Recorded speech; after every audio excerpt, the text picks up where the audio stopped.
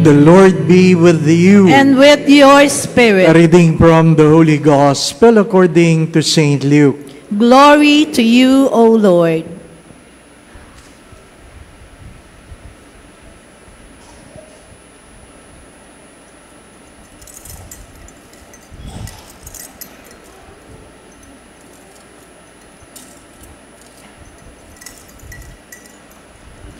In those days, a decree went out from Caesar Augustus that the whole world should be enrolled. This was the first enrollment when Quirinius was governor of Syria, so all went to be enrolled, each to his own town. And Joseph too went up from Galilee, from the town of Nazareth to Judea, to the city of David that is called Bethlehem, because he was of the house and family of David, to be enrolled with Mary, his betrothed, who was with child. While they were there, the time came for her to have her child, and she gave birth to her firstborn son. She wrapped him in swaddling clothes and laid him in a manger, because there was no room for them in the inn. Now there were shepherds in that region living in the fields and keeping the night watch over their flock. The angel of the Lord appeared to them, and the glory of the Lord shone around them, and they were struck with great fear.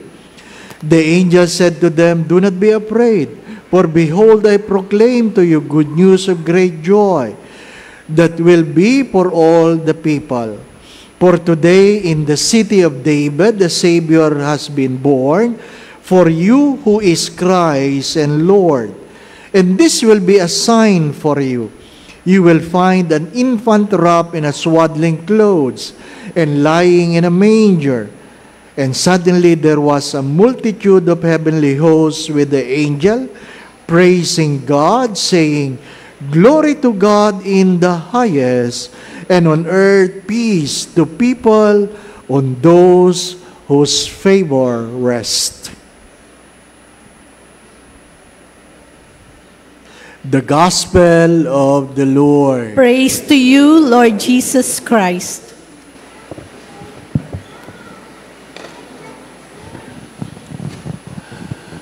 A brother priest sent his greetings. Merry Christmas.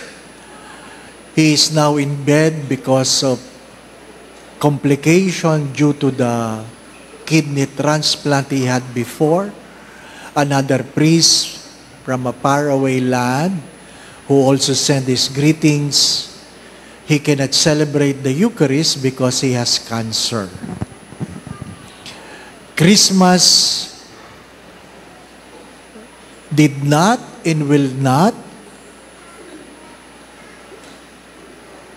prevent people from getting sick.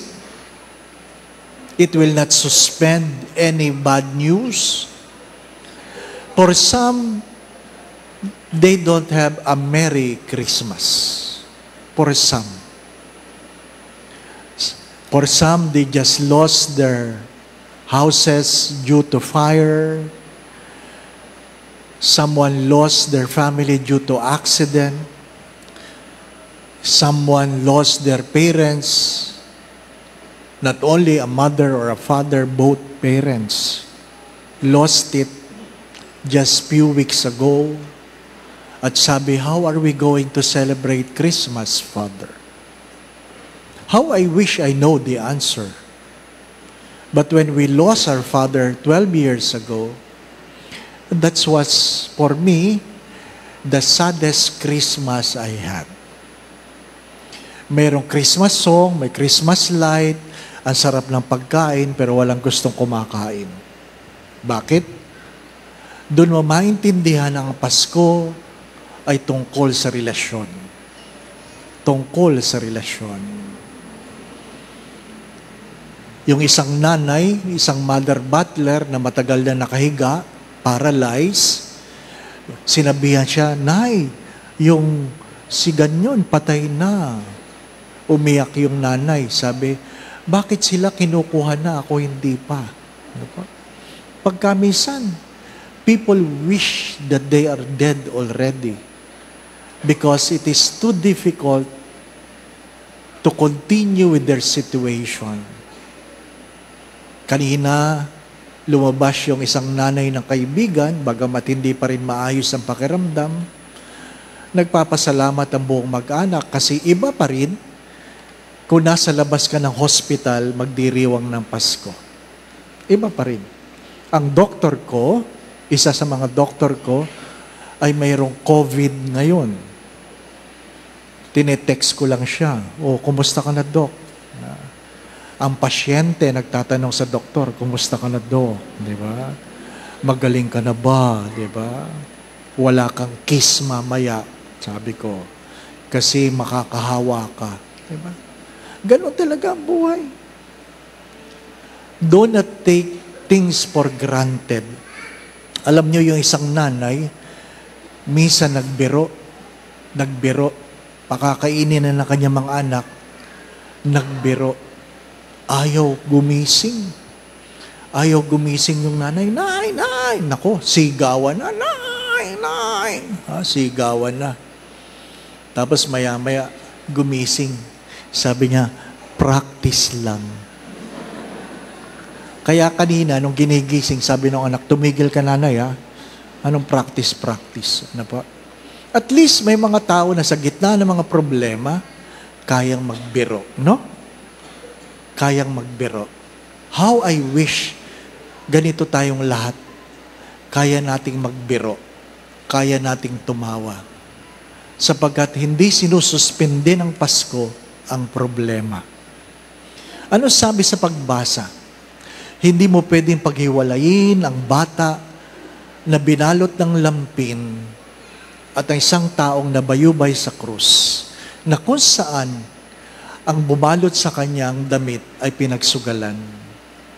You cannot separate the baby in the crib from the man on the cross. You cannot separate the coldness of the night in the scorching heat of the sun during the crucifixion. Bahagi yun. Pero anong pinagtutuunan ng pansin sa mga pagbasa? Sa unang pagbasa, sinabi doon ay the people that walk in darkness. And that is the reason why God came. Wala bang ilaw, kaya darkness? Hindi. Kailan ba nagdidilim ang paligid? Kapag madilim ang pag-iisip, nagdidilim tayo, di po ba? No? Bakit mo sinuntok? Nagdilim ang paningin ko eh. Ha? Bakit mo sinagot? Nagdilim ako eh. Di po ba? No? Ibig sabihin may ilaw, kaya lang nagdidilim. Di po ba? No? Ha? Hindi ibig sabihin walang ilaw, nagdidilim. Ang kasalanan ng dahilan kung bakit pagkamisan nagdidilim ang ating pananaw. Anong sinasabi sa ikalawang pagbasa?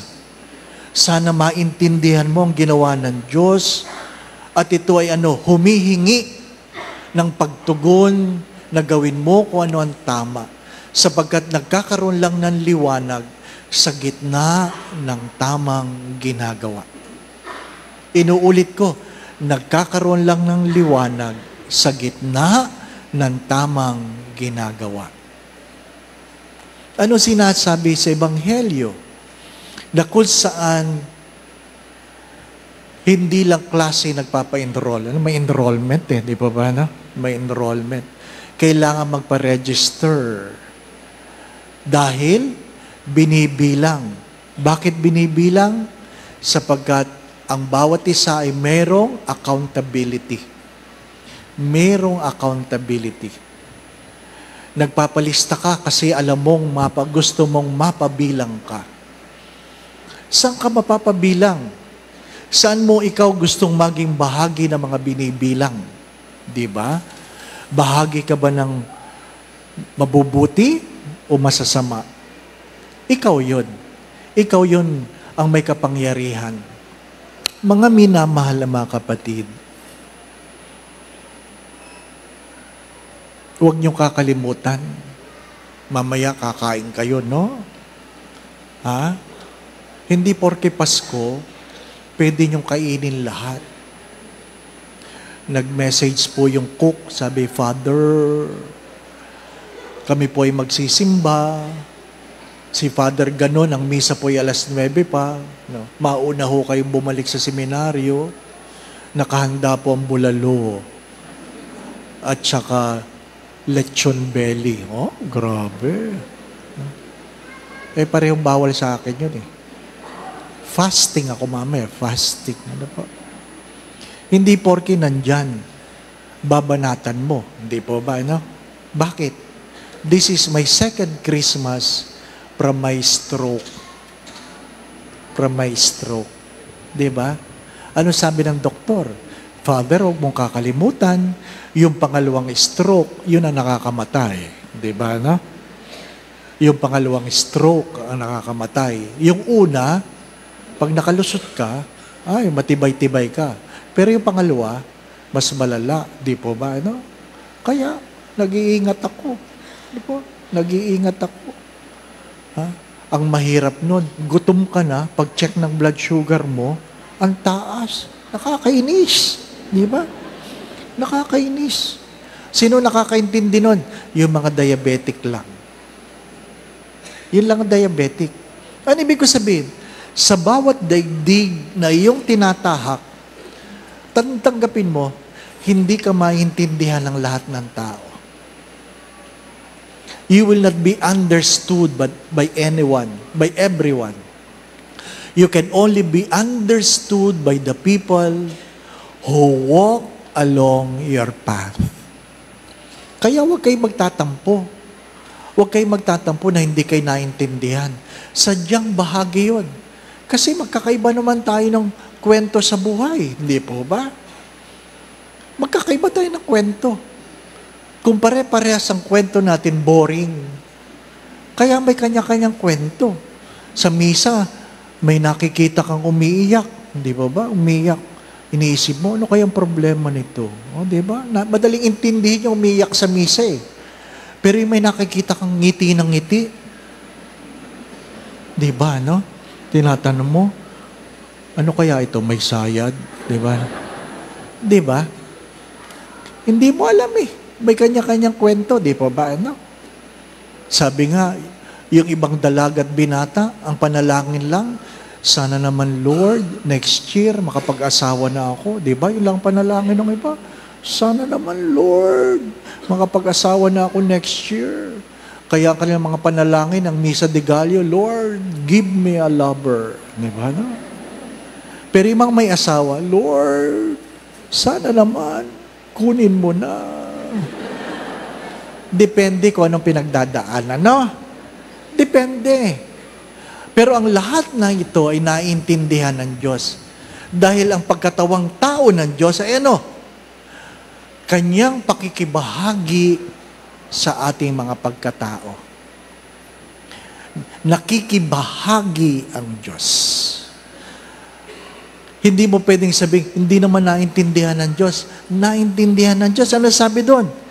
Ang kanyang pagkagutom, ang kanyang pangungulila, ang kanyang pagkatakot. Di po ba?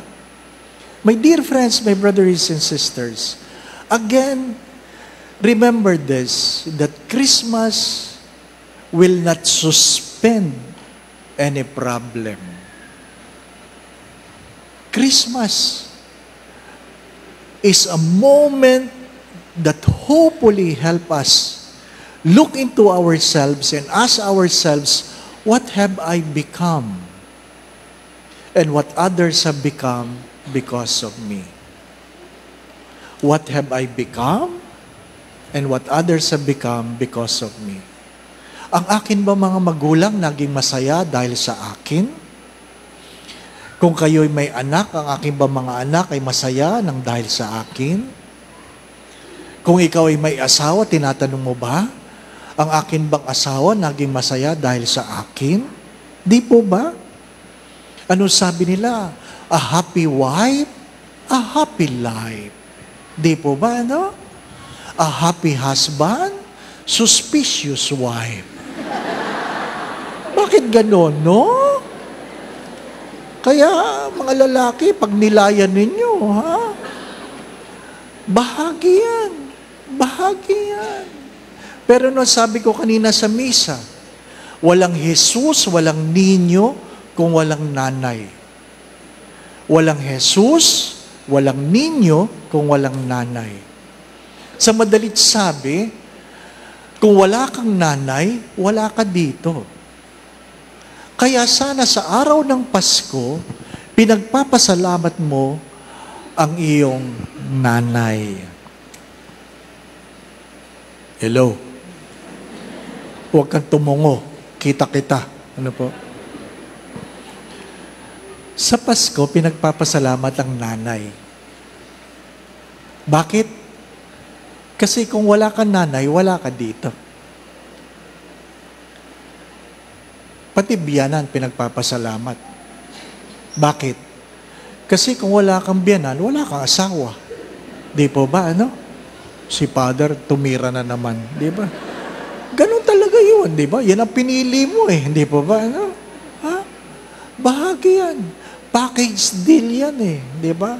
You cannot love your wife without loving your mother-in-law. That's part of life. Magpasalamat ka. Dahil may COVID, wala pang pahalik sa ninyo. Walang pahalik.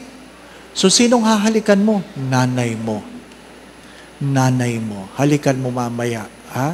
Kung kayo'y magkaaway, yun ang problema mo. Di po ba, no? Ha? Halikan mo. Di ba? Pasalamat ka. Anong trabaho ng mga asawa, mga mister? Di ba? Ano sabi ko kanina? If you are a husband and you are a father, you have to love your wife twice. What do you mean? You have to love your wife as your wife, and you have to love your wife as the mother of your children. Dalawang halik dapat yan. Isang kanan, isang kaliwa. Ay Pasko, dalawang abot yan. Isang kanan, isang kaliwa. Di po ba, no? Ha? Hindi pwedeng Merry Christmas lang. Hindi pwede. Ano sabi ni St. John Bosco? It is not enough that they know you love them. They must feel your love.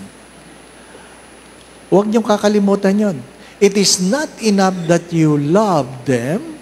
It is not enough that they know you love them. They must feel that you love them.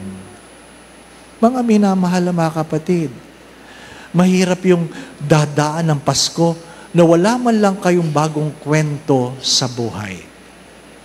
Wala man lamang bagong kwento sa buhay. Bakit mahalaga ang kwento? Dahil pag walang kwento, walang kwenta. Di ba? Pag walang kwento, walang kwenta. Hindi na tayo bumabata. Tumatanda tayo.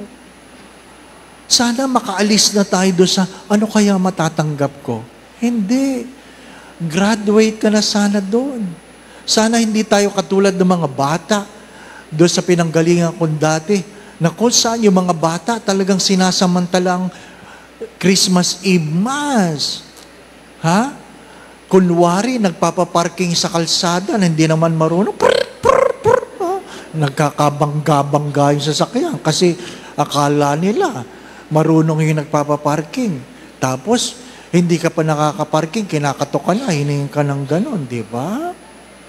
Kinabukasan, nakita ko yung mga bata, nagbibilang. O, kumusta ang Pasko? Sabi ng mga bata, mahina, Father, mahina. Diba? Ganon talaga. Christmas has become commercialized, no? Diba? Ano ang Pasko? Huwag mong aalisin si Kristo sa Pasko. Mahirap yung Merry Xmas. Bakit X? Nawala na si Christ. Di po ba, na? Nawala na si Christ. My dear friends, my brothers and sisters, may nagtatanong, Father, saan ka sa ganitong date? Sabi ko, uuwi ako ng Quezon. Dadalawin ko ang nanay ko. Nakakakilala pa ba, Father? Minsan. Bakit?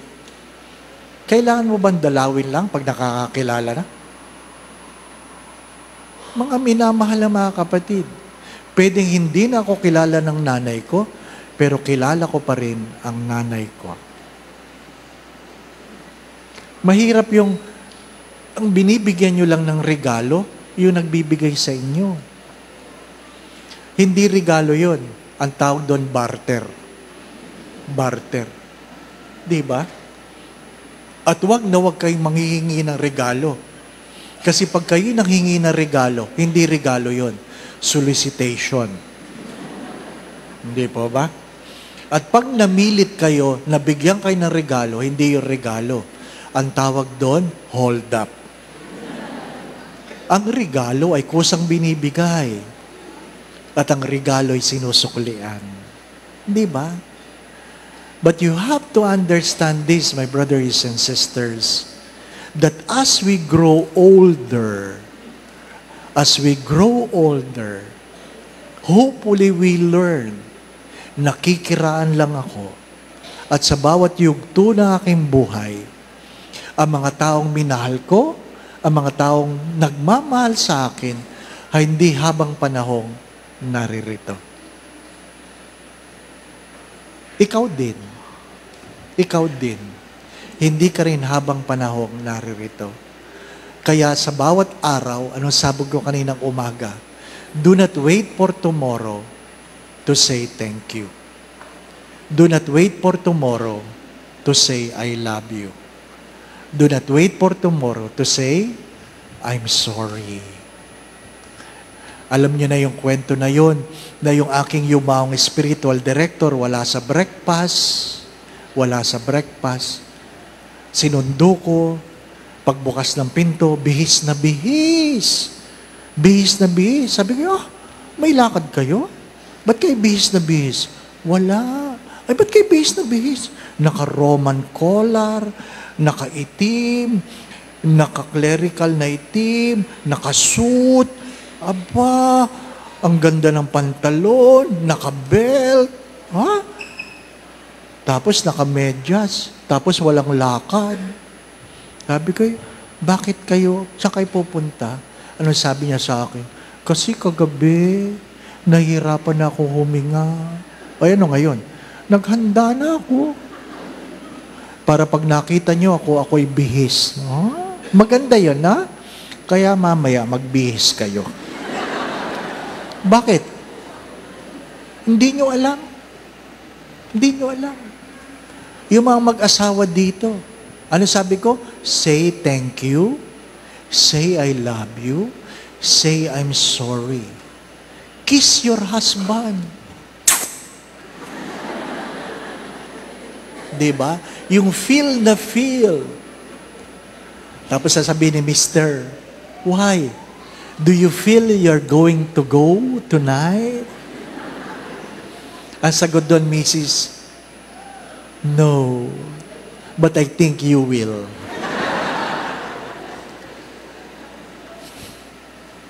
I'm not kidding. Why? Because last year, before my stroke, alas 7, nagmisa, alas 3, nagkasal, sa gabi, kakain sana, pero alas 5:15, stroke.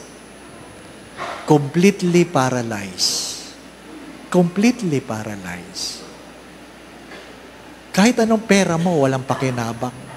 Kahit anong talino mo, walang pakinabang. Lahat ng meron ka, walang pakinabang. Bakit?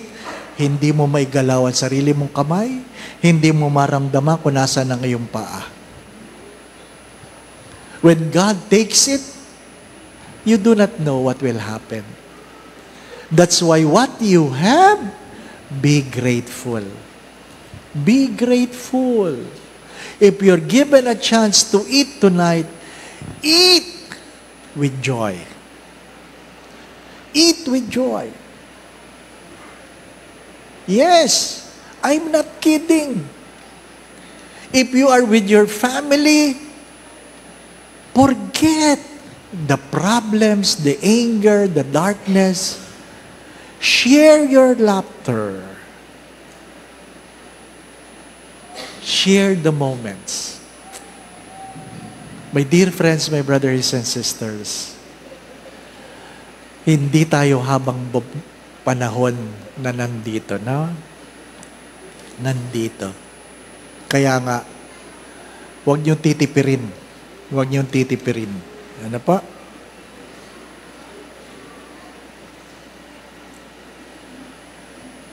Love your mother. Love your parents.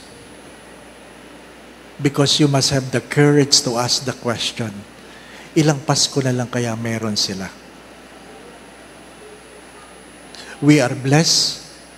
You have not lost your parents during COVID. Be grateful. Because it will be different if they are gone now. Truly I say to you, Christmas song will be nothing. The Christmas decor will be nothing. The food will be nothing. So what you have today, appreciate it. Appreciate. Mga anak, ako na magsasabi, huwag lang pasaway. Hello. Huwag nyo nang dagdagan ang problema ng inyong mga magulang. Huwag nyo nang dagdagan. Madami na silang problema. Huwag ka nang dumagdag. No? Pwede naman yun. Pwede naman yun. Huwag mo nang dagdagan. Ha? Kung hindi ka tutuwa ng iyong mga magulang, huwag mo silang palulungkutin. Kung hindi nila ikasasaya, huwag mo silang paluluhain. Kung hindi nila ikalalakas, sana hindi nila ipanghihina. Kung hindi ikahahaba na kailang buhay, sana hindi ikaw ang dahilan para umiksi. Mga minamahal na mga kapatid, ang Pasko ay pakikibahagi sa bawat isa. And this is my prayer, that you will spend Christmas tomorrow, not by what your hands can hold, but what your hearts can keep. Again, I pray that you will celebrate Christmas, not what your hands can hold, but what your hearts can keep. Merry Christmas. Ang aking pong pasasalamat sa lahat na nag-ambag para sa ating Stars of Grace, para makalikom tayo ng pondo para sa mga beneficiaries ng ating Love a Parish program. Buwan-buwan, nagbibigay tayo sa kanila at atin pong ninanais na kahit Pasko, makadagdag yung ating inaabot. Ano po? 13 month. I guess not all of you knew this, that every month we spend 1.1 million for them. Kaya pag Pasko, kailangan natin ng 2.2 million for our beneficiaries of Love a Parish program. Maraming salamat po, ano po, sa nagbigay. Yun po mga parol, yun po yung yun po yung Star of Grace. Ano po? Kung kayo po ay magbibigay, may kaakibat na sukat ng parol. Pag maliit lang binigay mo, maliit na parol. Ano po? Pag malaki parol. Pero maraming salamat. Ano po? Pasensya na kayo, yung regalo ko lang sa inyo, kalendaryo. Ano po? Libre po yan, 1 per family. Updated po yan, 2023. Ano po? Get one. Ano po? Get one. Ano po? Again, my dear friends, my brothers and sisters, ang Diyos ay nakibahagi sa atin, naway matuto tayo makibahagi sa ating kapwa. Maiksi lang ang buhay. Hindi tayo habang panahon pa na nandito. Kaya wag ikaw ang dahilan ng kalungkutan ng ibang tao, lalong-lalo na ang sarili mong magulang. Ano po? Lalong-lalo na sarili mong magulang. Dahil kung walang magulang, kung walang nanay, walang anak. Kung walang nanay, walang pari. Kung walang nanay, walang doktor. Kung walang nanay, walang ninyo.